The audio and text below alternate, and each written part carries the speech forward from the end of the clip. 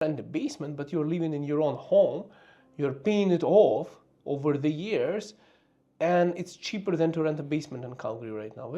That's crazy. That's more people should know about it. I think more people should realize that this is how you could actually house hack. Hey guys, what's up? It's your guy Igor here, and that's not how you do it. Hey guys, what's up? Welcome back to this YouTube channel. It's your girl Neetu here, and it's your guy Igor here. So today we are going to be discussing numbers.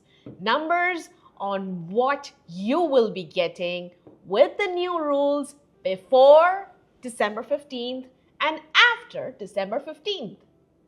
And we'll also look at, I also sneaked in one more topic into this topic today, having a legal or illegal basement suite, for example, and having a potential rent income within your primary residence and how that would impact your numbers as well. So we'll have a look at everything today, and that's why I have Neetu. She helps people identify their budgets and what the numbers are, and she is a person who manages to get people approved for some mortgages that people didn't know they would be getting approved before they went to her. So there are some people who are coming to the bank, and the bank people are not as bright as mortgage brokers. In fact, the mortgage brokers are so bright, I have to be careful is how I joke about it. You better be careful. Going on video, we are going to be talking about how the rental income is going to actually help you increase your budget, and also going to be talking about first-time home buyers benefit. Yeah, and also need to clarify to me, guys. I didn't know actually. Just before this video, I found out about this because I'm just a realtor with the experience, but she's a mortgage broker with the DLC Clear Trust. But hear me out, guys. Apparently in Canada, you can be a first-time home buyer even if you are not a first-time home buyer. You know, how can you be a first-time home buyer in Canada multiple times? So that's kind of confusing to me. How it works? There are three basic points. First is like obviously you have not owned a home and you're actually a first-time home buyer. Secondly is that you, your spouse or your common law partner have not lived in that home for at least 4 calendar years.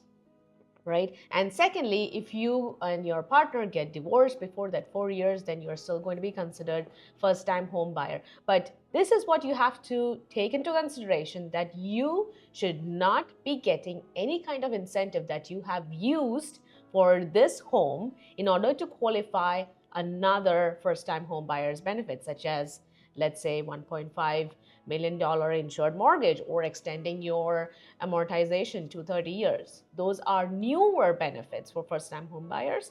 And let's say if you sell a house or fall into the above mentioned category, then you would be, and if you have not taken those benefits, then you can requalify as a first-time home buyer with the new rules. Okay, so basically what I understand is that even if you had if you had a home in the past, you could still technically qualify for that 30-year amortization when it comes out if you follow the rules that you mentioned. Yes. Okay, so that's good, guys. Now, because of all of this news, why do you think they chose December 15th? Why not do it in the spring, or like why do you think would that be December 15th? Well, first of all, the election. They have to have enough time for people to reflect on what exactly they did years before the election, so that they can boast about what exactly they said. So, and it has to be in place for them to make certain points like advantages, disadvantages, on what are the positives of the new regulations that was brought into effect and how did it make housing more affordable, right? So that's like the main thing of the current government, to mention that how can they make housing more affordable, how can they make it affordable for Gen Zs, millennials who cannot afford a home right now, and for the coming generation. So they think that all these new regulations would actually help, but we'll discuss later on in more how it may or may not have helped, these new regulations. Yeah. And talking to December 15th, it may be because they want to celebrate before Christmas, I guess. But So you that's why. guys, this is like before the Christmas, right? I mean, December 15. What is December 15 for realtors? From my point, that's when the market dies in real estate. So that's when the market is dead. December 15, nobody wants to sell and nobody wants to buy. Very few people who are going to be buying or selling real estate between December 15 and January. That's just stupid. I mean, there are still deals going on, but people are going for vacations. People don't want to list their houses because they don't want people in their houses for those days, and they might not be even in Canada on those days. So that's like the dead of the market. You know, my worry is that they might have calculated it. I wouldn't say that our government is that bright to know that that's exactly the date when the market is dead. Maybe they didn't want to add fuel to the spring market after once it picks up in the end of February. But my thinking is, Neetu, is that what we had a conversation about it is, I think they're doing a pretty sloppy job right now in terms of these changes for 30-year amortization. It might have been a coincidence too, because what I see is, and I talked to Neetu, is Sagan, CMHC, what are the premiums?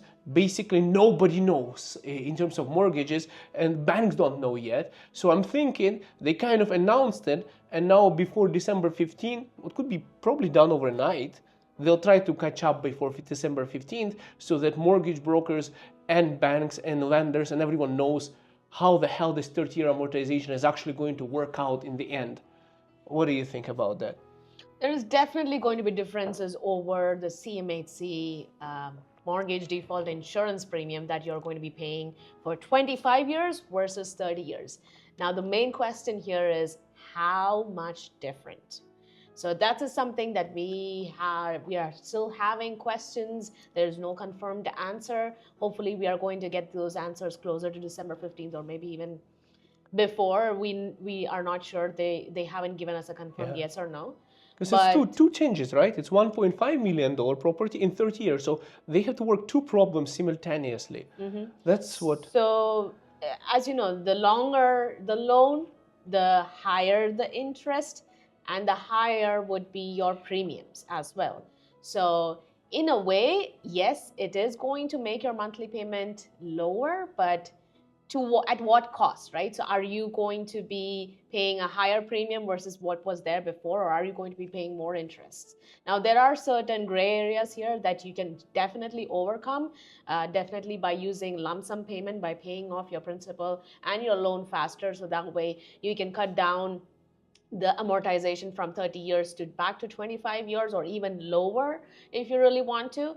But the CMHC premium, I think that's something that is going to be staying with you over the period of time, that is once you pay off this loan. So I guess that's my big concern, like for first time home buyers, because their insurance is going to be different and increased from 25 to 30. And what are they going to be doing? Like, how faster can they pay it off? Yeah, no, and another question, guys, is going on about this. Well, there is multiple questions about this entire thing. Let's look at some numbers. I think let's have a look at some numbers in terms of the payments, because you could probably pay off your mortgage sooner. I had some client who was buying a home and they're like, well, do I really have to pay for 30 years? And I came to Neetu with that question. I'm like, okay, their mortgage is 5-year fixed rate. Can they just come with the cash after 5 years and pay it off and get out of it? Neetu said there are certain fees that you have to pay for that. What are those? What are the fees? So, for example, look, guys, you know how I buy cars? Is, for example, I prefer paying cars cash, right? So, but sometimes I don't have cash to buy that car, but I know I can have it by a certain amount of time sooner. But before that, I don't want to be paying huge monthly payments until that's the case, right? So you can do the same with the houses. For example, you have an issue, one of your partners, is unemployed. This 30-year amortization make your payments slightly smaller, but then all of a sudden you sold your property in India, you have cash, and you're like, I'm not paying for the next 30 years. In the end of 5 years, I want to pay it off. Can you just come and say, hey, bank, sorry, I know you were so greedy and you wanted to make this money from me for 30 years, this much of interest. Screw you, I'm paying it off. There are certain limitations on how much you can pay. So that is where your prepayment privilege is coming. like mentioned in the previous video, we talked about this lump sum payment and prepayment privileges. So on an average, every lender or bank would have prepayment privileges, which is up to 20% of the principal amount. So let's say you have taken bought a house of $500,000, you put $100,000, and your mortgage would be $400,000. So on that $400,000, you can pay 20% off yearly after yearly. Apart from that, you can also double up your monthly payment. So let's say you're paying $2,500, you can double up to $5,000 a month. So those are the prepayment privileges that we have. And then we have the lump sum payment. So you can pay lump sum up to 20% on that $400,000.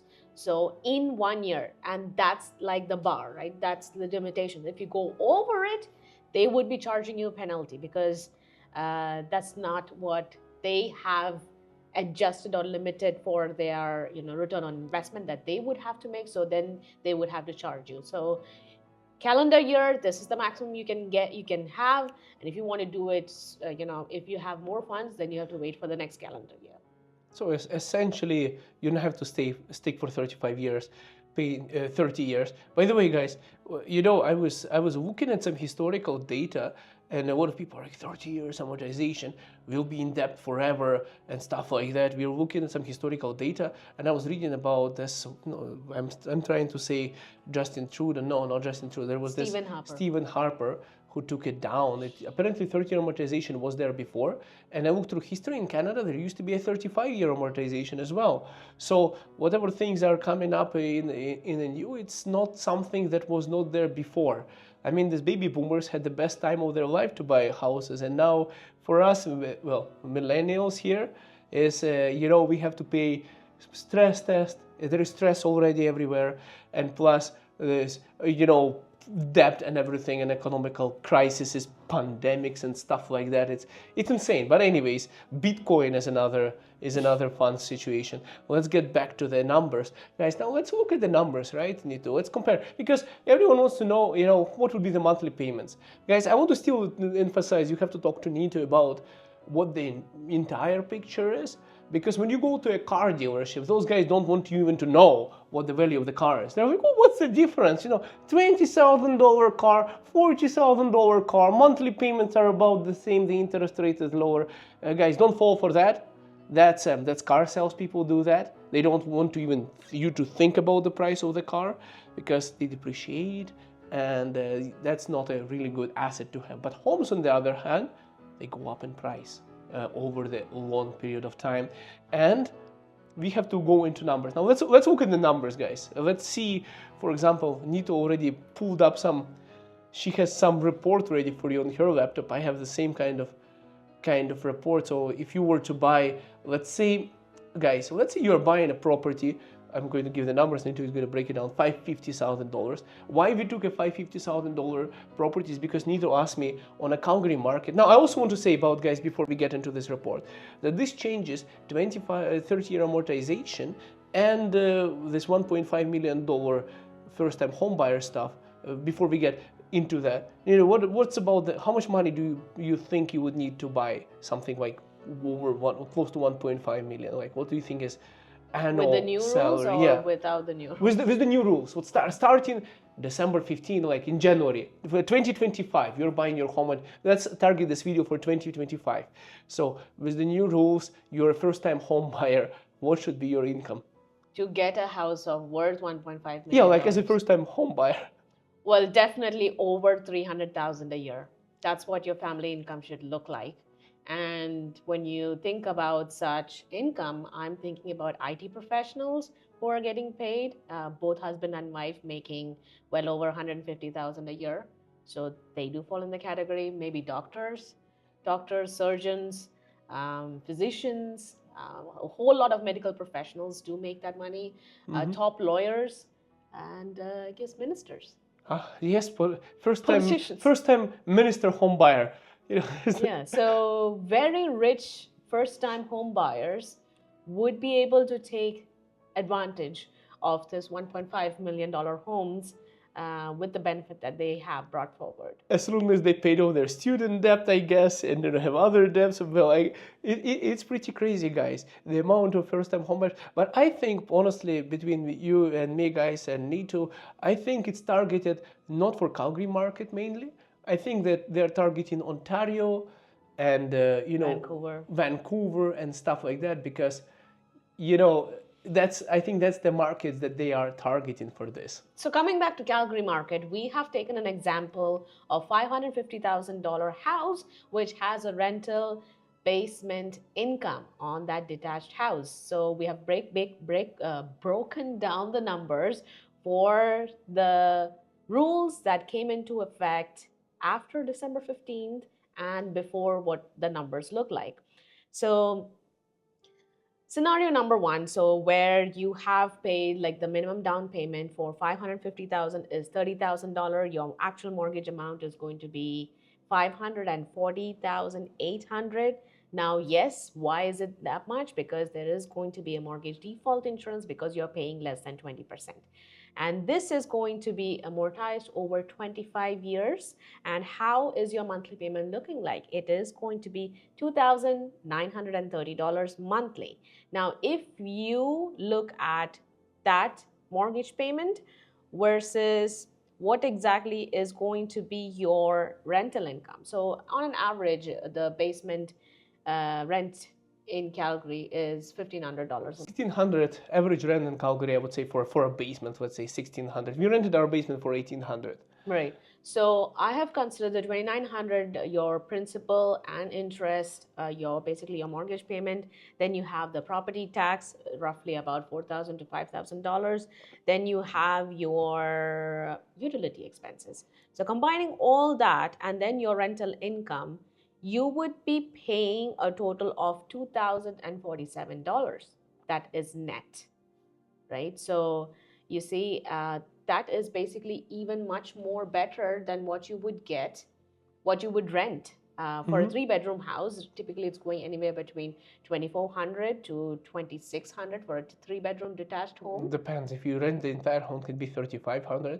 Depends on the conditions. It all depends, and yeah. Right. So comparing to what you are going to be paying in rent versus covering everything while owning your home, that is your mortgage expenses, property tax, your utilities, and then on combining the rental income, 2,000 versus 2,500, 2,600. So Nito's calculation includes everything.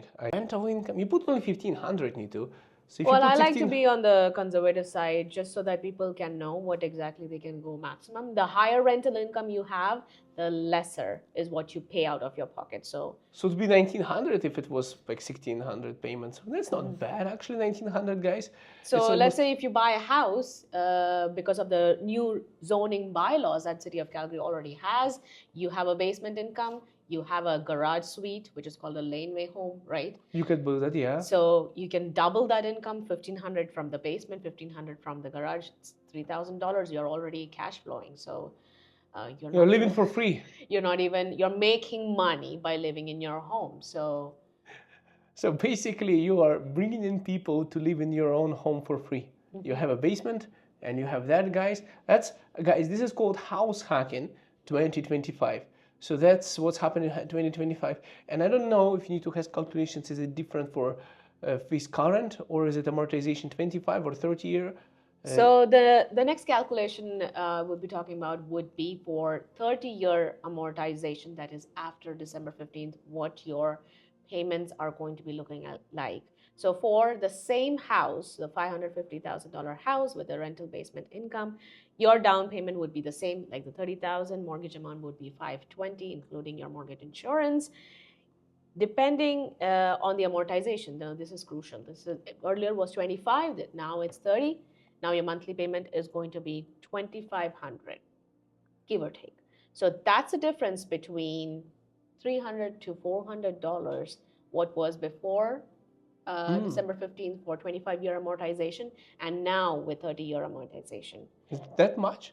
Yeah, it's about. I was thinking it's going to be $100 or $200. No, that's about $300 to $400, give or take. Now, if you consider your monthly cost, considering your mortgage payment, your everything, your property tax, your heat, your utilities, everything, and considering this rental income, it's going to be below 2,000. Can you imagine? It is going to be 1,675 monthly. So, and that is with $1,500 rental income, not 16. So it's basically $1,500. Like it could be less than $1,500 a month. Yes. Yeah, that's like can you imagine? You're literally you would be getting a basement for that. If you were if you were to rent a basement, but you're living in your own home, you're paying it off over the years, and it's cheaper than to rent a basement in Calgary right now.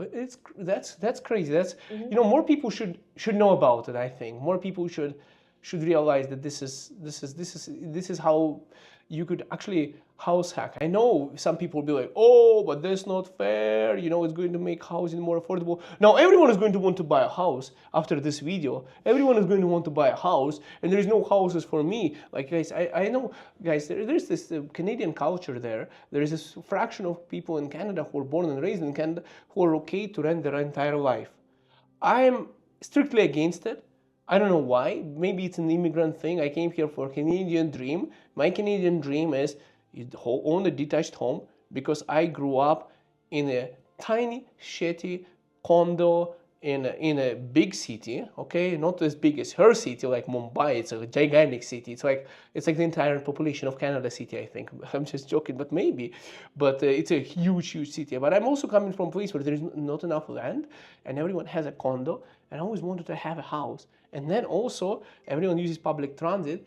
I also wanted to have, let's say, a car as well. So house, car, job, family, that's my, having a backyard barbecue, that's my Canadian dream. But anyways, back to reality, I think with this kind of calculations, even though a lot of people are saying, well, I would rather rent, I would say let them rent, because I think So there are a lot of people still saying that there is a real estate bubble, the Canada economy is going down. It all depends whether you have money and you're buying your own home. You're not buying for somebody else, you're buying your own home. And would you consider that as something that you want to make money? Yes, eventually in the future. But your primary reason is for you to own a home and not pay rent to somebody else's mortgage, right? So when you pay rent, you're paying 100% of the rental money for somebody else. You're not building your equity, you're not putting into your own pocket. So that's the reason why, I guess. That's the reason why we have multiple properties, guys. That's the reason why. That's honestly, we don't only preach, we also we invest into real estate. So I cannot come to Nitu right now and say, hey guys, I'm one of the first time home buyers incentive. They're not going to give it to us anymore because we qualify as probably real estate investors at this point. But long story short, guys, is that I think that the biggest asset that any Canadian person who can have, like for example, if you don't want to be like, you don't know anything, stocks, Bitcoin, gold, silver, whatever, you are like, I'm not, I'm not going to be doing any of that. And you just go for retirement, and whatever you saved up on your, retirement savings accounts, government contribution, whatever the company contributed, and then the house is the biggest asset. So if you have a home that's paid off by the time you retire, I think that's a separate retirement fund. It's probably going to be half of your savings additional to whatever you saved. You can go for vacation, you can spend money, but the home, if it's paid off, it's paid off. You still have that. You can use it as a rental income to generate you some income, and then you could retire in Mexico using that money. Or you could sell that home and you buy downsize and use that money. Or you could even come to need to take a reverse mortgage and party, having slowly getting additional payments. So there's so many options if you have a home, but you cannot do any of those options that I just mentioned if you don't have a home. And this way, you kind of pay less than the rent, and you're building that retirement fund for yourself. And if you are smart about it, you can actually make the entire asset to be paid off by a tenant where you don't even live, and let them create a retirement fund for you. So that's my logic for it. It might, I don't know if it makes much sense in terms of return on investment in Ontario, like Toronto or Montreal. In Alberta, we have different tenancy laws, which are more favoring landlords over tenants. So I think in Alberta, I wouldn't say that. Favoring tenants more than landlords. Well, it's not like you in Ontario where you have to give cash for keys. Yeah. That's what I don't like there. People telling me in Montreal is crazy stories where landlord is losing money, cannot pay the mortgage, and comes with cash for keys to their tenant, which is just ridiculous, you know, like it's just ridiculous. Like the police is protecting the tenants who don't pay, and the tenants are like, oh, well, you're a rich guy, you own the home, so I'm going to cheat you and things like that. And then their IDs. I'm going to punish you for you working hard Yeah. to own a home. Yeah. How dare you own a home? It's like this lady who was like, how dare you? What's your name? How dare you? Greta something. How dare you? Anyways, yeah, that's luckily we're in Alberta. Don't want to move east. Or west. Or too much west. Yeah, Vancouver it's too expensive. I went there $500 a day hotel, guys. I went there rich and I came back broke. I know the government is targeting, of course, Toronto and Vancouver, but it's going to affect Calgary a lot. People just have no idea, and I'm seeing the future, what's happening right now. It might be something starting spring 2025. So just you are one of the first people to be on top of it by being educated by watching such videos. So don't forget to subscribe and comment down below saying need to more of Nitu, so that I can bring her for more numbers here, because she's too busy there, you know, calculating numbers for everybody else instead of educating the masses. See you soon.